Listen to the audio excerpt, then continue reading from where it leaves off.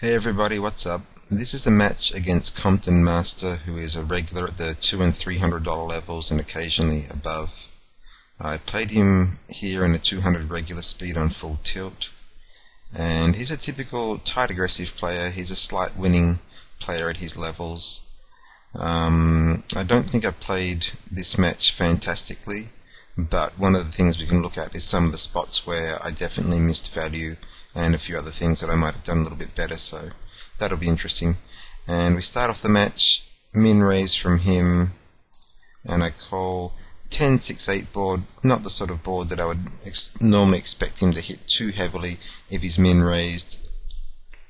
And he fires out a half pot bet, which I flat. My ace could be good, and I have a gut shot. I check, he checks behind on the turn, and now don't see much value in betting here. I don't think many worse hands are calling. So I check, and he shows 6-7, so obviously I was a long way behind, but we played a small pot, it's no big deal. And I guess the other thing we can pick up here is that on this hand at least, if he was going to fire a second barrel, it's probably better than bottom pair. Alright, I'm raising him. Now you know I don't raise much, but this is the second match. He cooled me in the first one where I hit a set against his flop straight and all the chips went in, so I'm playing a little bit more aggressively against him this match.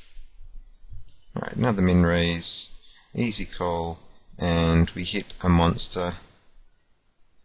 Half pot again, which I'm raising, and now that I've got called, I'm hoping that I can get value from an ace and possibly a king here, so I bet full pot, trying to look also as if it might be sort of, that pot size might be a little bluffy. This is a kind of fishy bluffy line to bet this big on the turn, but he just folds, so really not the best bet on the turn. I missed value by not betting less, I think, so that's kind of mistake number one. Board was a little drawy, but it wasn't that dangerous. I should have slowed down there. Right, raising 3x, and his min raising, obviously I called that wide, and got to give up there. Once again, raising pretty wide myself, calling his min raise, he checks, and now I've got a draw. I could have bet that, and I probably would have taken it down on the turn with a bet, so you know, mistake number two, many more to come, and this is the case against tight, aggressive opponents who don't bet low flops, that you can probably take those flops away with a decent sized bet on the turn, and I wish I did, obviously. Right, raising a ace 3, not the best board to c-bet, but my sort of view is, if in doubt, c-bet and take it down, put the pressure on him. Right, more min raising, and he checks, and this time I try and take it down on the turn.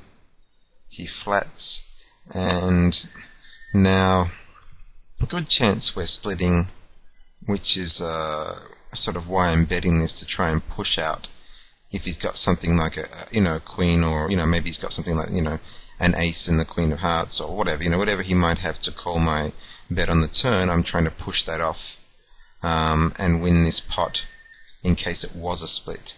And now that he raises me, my views were incorrect, and perhaps he was slow playing a 6 there, and I'd better get out of the way. So that didn't work too well. I don't really list that as a mistake, because I made a move that I thought had a good chance of success and it didn't work. That's fine, you've got to be free to make moves. Raising, getting called, and a very sort of a bit of a dry flop, but seeing I've raised pre-flop, I can represent something.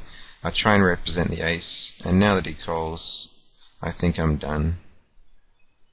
And he doesn't bet his ace on the river there, so I guess he's not betting the rivers too light, just controlling the pot size. And here we hit a monster.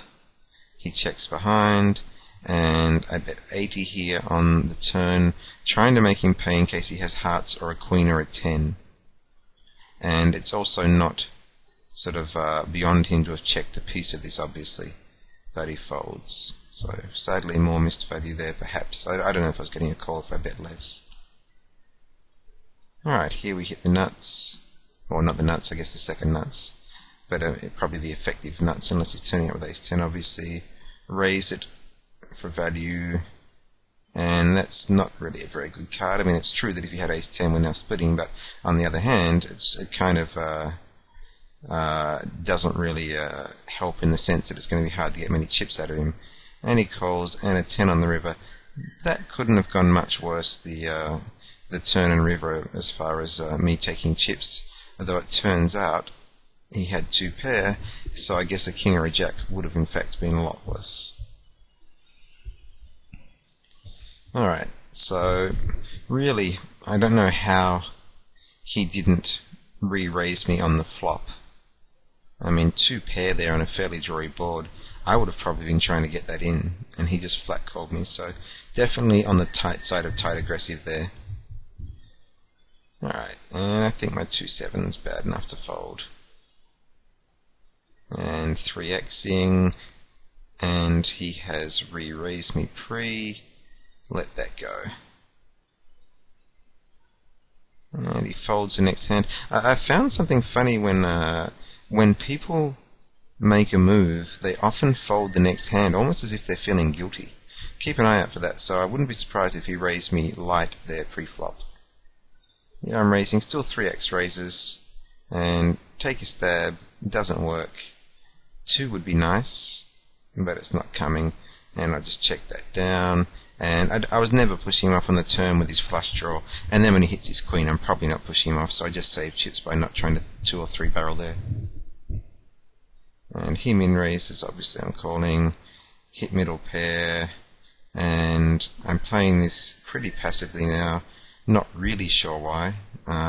He makes a little stab here, which I can call, and he checks behind, so he had a little stab there with 7-8 and thought he might have had some showdown value on the river. So I guess that passive line actually worked out okay.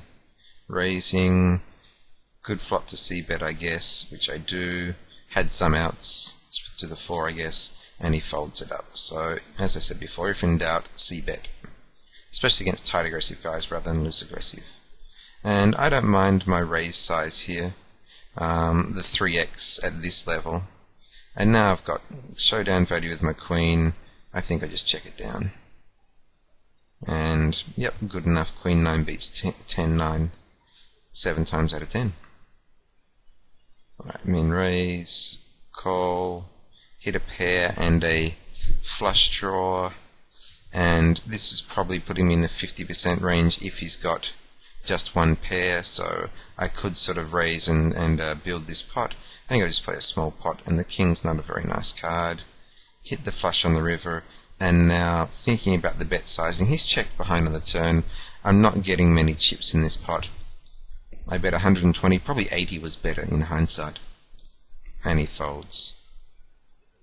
Alright, raising, and he folds. And he min raises, I call. Horrible flop.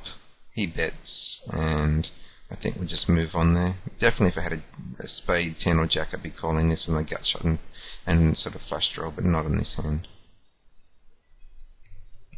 Alright, raising to 80 and getting the fold there. And I've got my 3s. And pretty dry board.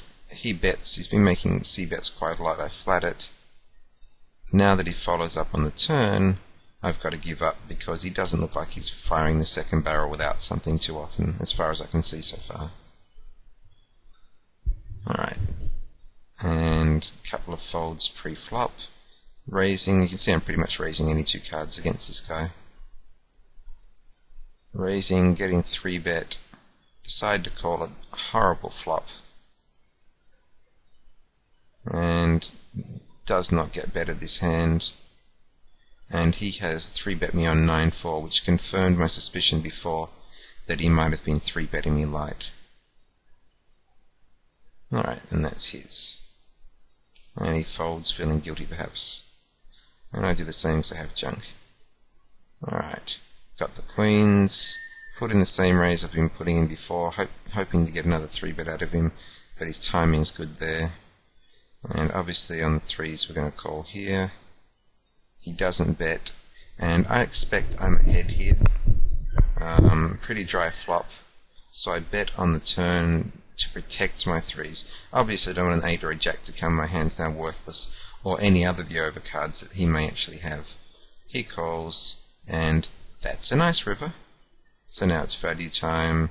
Half pot, please. And he folds. Alright, still raising, getting 3-bet.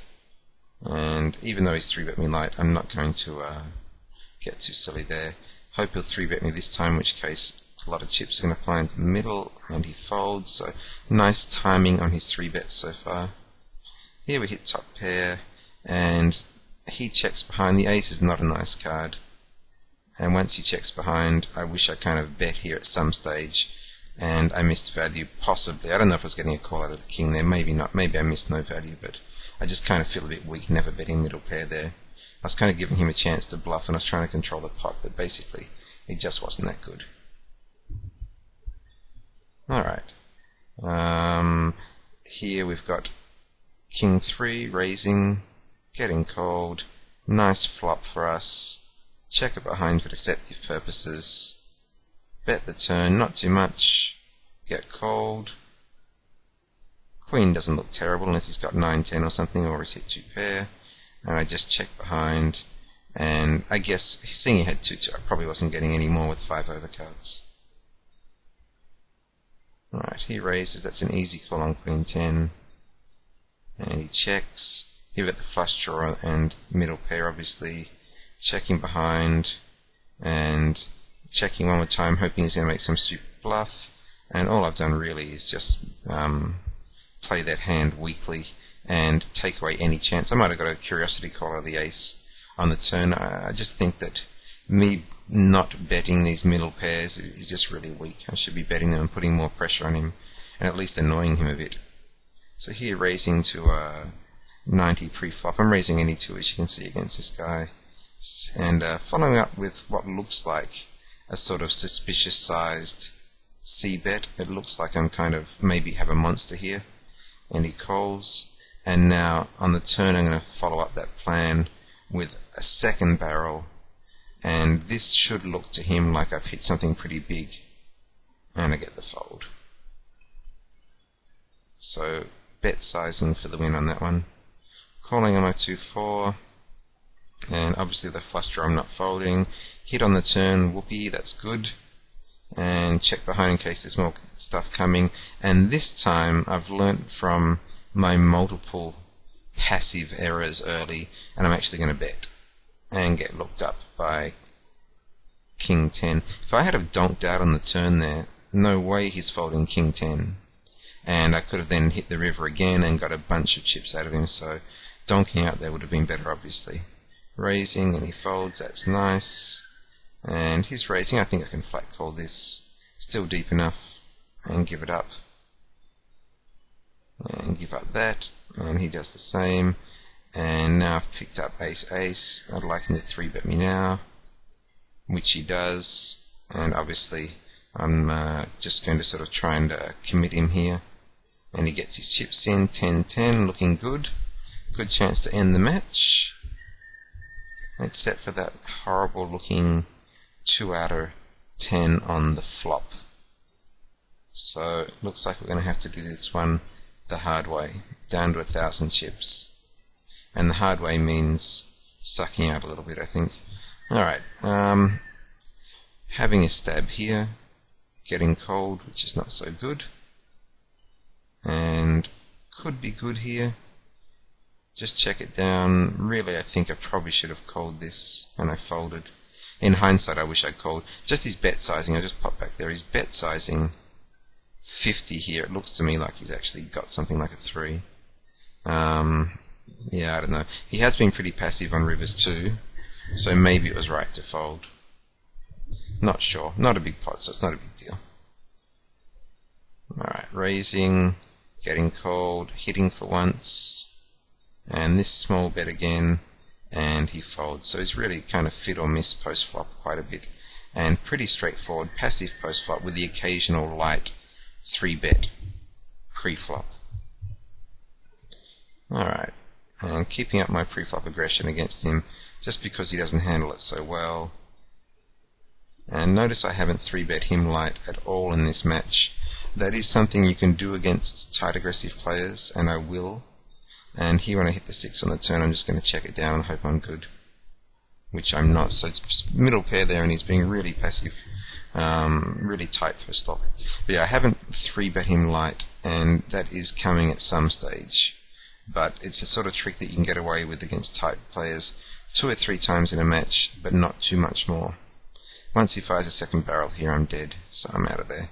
I know when he fires a second barrel, I'm in trouble. Generally, he's pretty passive. Having a stab here and taking that down, that worked. And alright, call. He c-bets, and I decide for whatever reason I'm going to float him here, probably because I think that's not a very likely flop for him to have hit.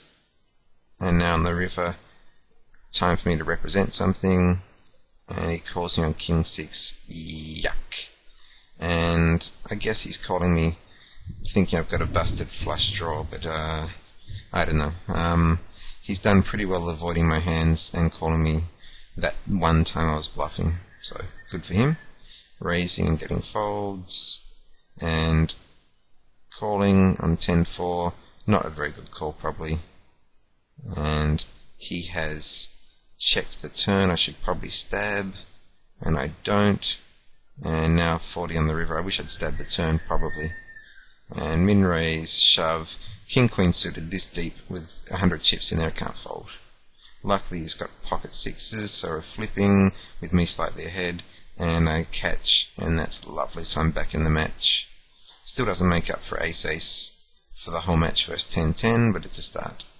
And here we've got a gut shot, and not going to bet on the turn because I think I'm getting called a lot with that heart coming. And we miss, and I just have to give up. And pretty conservative from him not betting his 9-9. Maybe he's waiting for me to do something stupid.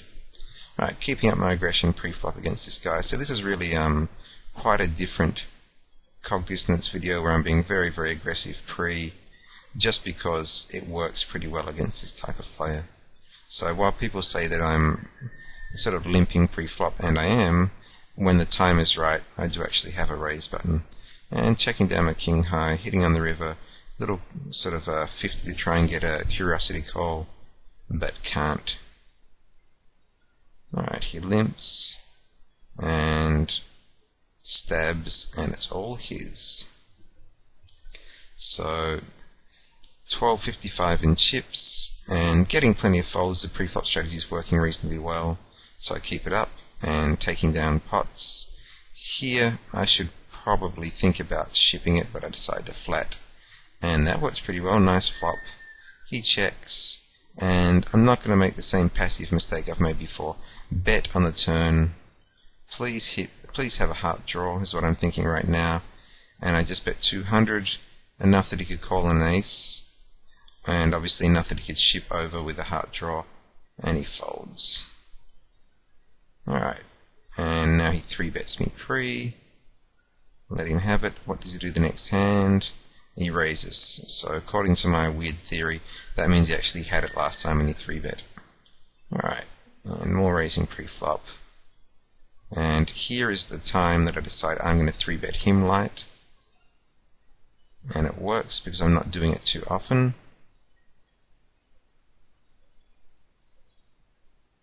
And I try it again.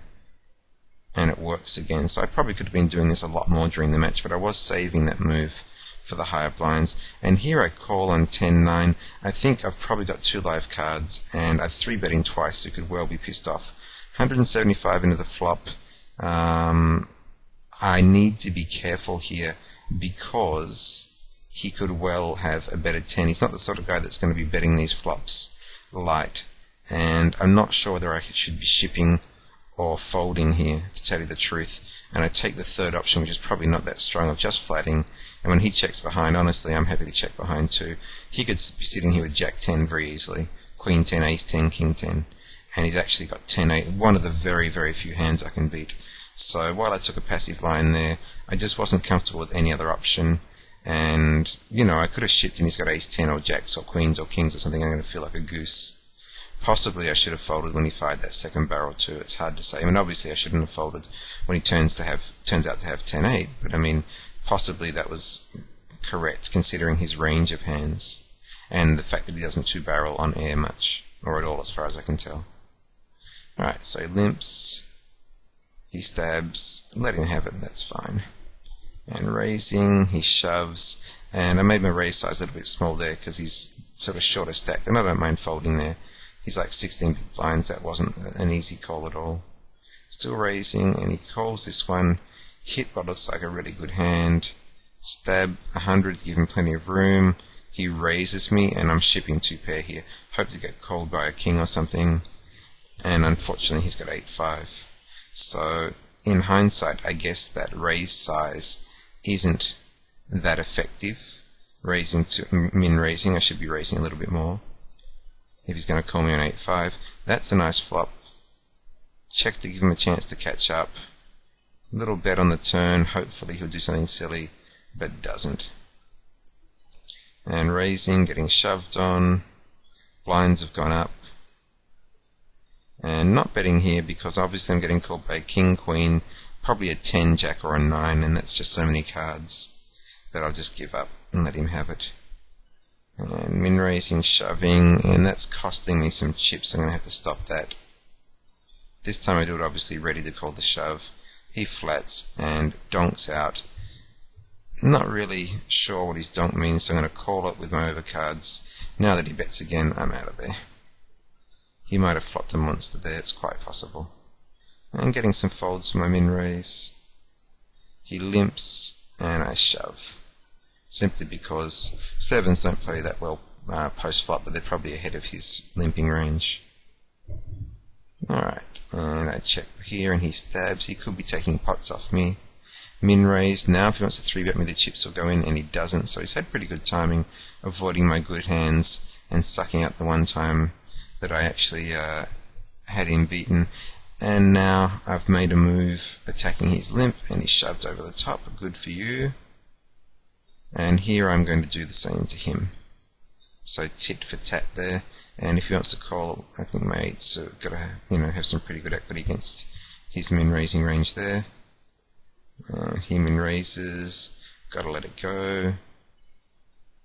And basically, 30-60 blinds, pretty even stacks, and it's going to be who plays the best from here. Call this with a gut shot, and now he checks behind, and really this is a pretty ordinary move. Me calling on the river with bottom pairs bad. I was thinking, well, he might have had a 3 and he might be bluffing this, but I think he'd bluff it bigger, and this is just a bad call, and he turns out to have the 5. Pretty ordinary in my opinion, the way I played that. Fold my 2-4, and call this raise, and miss on the turn, and calling just in case, and really weak player. I should bet the river, and unless I think he's basically I've got no showdown value against his expected raising and stabbing range there, so I either should have been prepared to bet the river after I float the turn, or I should have just folded on the turn, and the way things are going, folding on the turn would have been a good option. So ordinary play. Alright, so yeah, really when I think back, I haven't played the best here, but I'm still in the match. Raise on my ace-ace, get called, hit top set, and check it back. King on the turn, good card. I mean, if his calling range could have kings and queens, he bets out, raise, shove, and obviously the only hand I'm worried about is Jack 10, which is what he turns up with. Ouch. And I get saved on the river with a 2. That evens us up for the ace-ace versus 10-10. Alright, monster, and now I bet it. There's a lot of draws out there. Would have been prepared to have got it in, but didn't. Limping, and he shoves. And I should have probably stabbed this flop in hindsight after he limps. And I stab, take it down, so in position, and he shoves. This has got to be fairly close. King Jack suited. Obviously Ace Jack I'd call on a flash, but I'll let that one go. And he checks, I check behind, getting passive from old age. Don't like the size of his bet there, so he can have that. And an 8 would be nice, not coming. And he's limped ace-8. If I had a raised, obviously I think he was shoving. So nice work from him, he took it down. An 8 on the turn would have been wonderful. I think I would have got a bunch of chips off him. And take a stab and pick it up. So stabbing in position is working well. And here I check, thinking that if he bets I'm going to shove him, and he doesn't bet. Ouch. Now I check on the turn, giving him one more chance, and really I've just been a complete goose and let him sort of catch up in case he had an 8 or a 10 or whatever, and I just should have betted on the flop.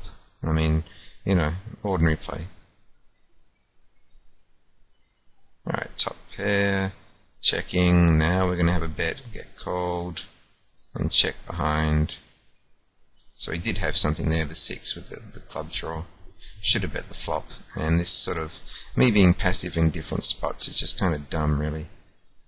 Here he bets, and I've got a gut shot and call it, bet on the turn and pick it up, so that works. I had, gut shot into I was the 6, no guarantee he had anything there.